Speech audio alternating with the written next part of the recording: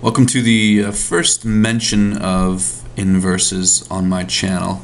I just realized that I didn't make any inverse videos, and I'm going to make a very quick one here to start, just to kind of get a visual idea of what an inverse is, and then I'll get into a subsequent video with a ton of algebra and stuff. But this one is just going to be really simple, just a visual sort of guide on what inverses are and kind of what they do. So in this case, we're going to graph the inverse of this function.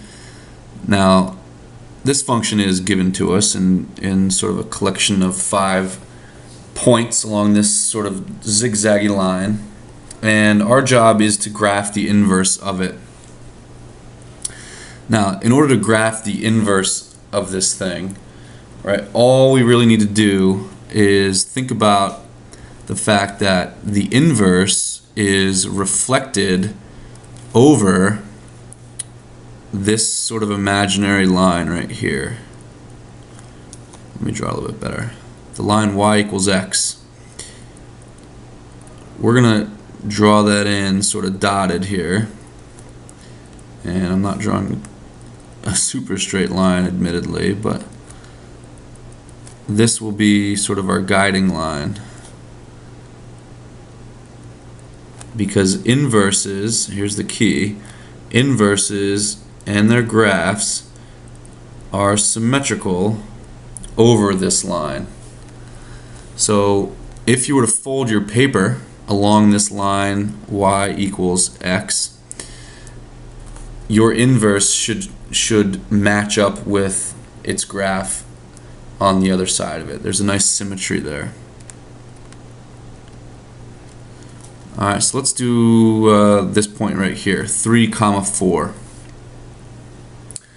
Alright, what we want to do is simply just reverse, this is x, this is y. We want to simply reverse the x and the y. So now we're going to plot, I'm going to put it in maybe a green color.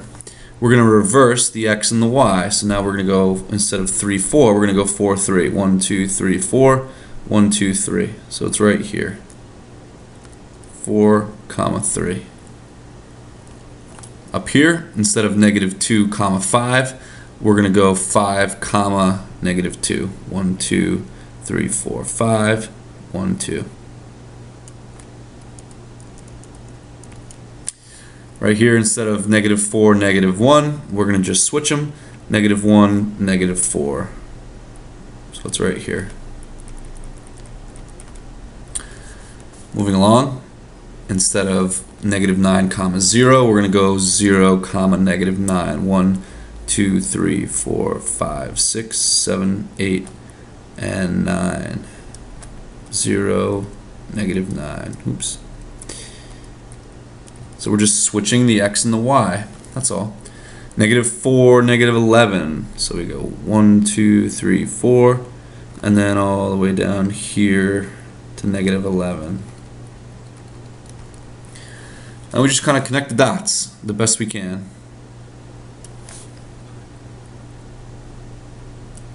This green is the inverse of the original function.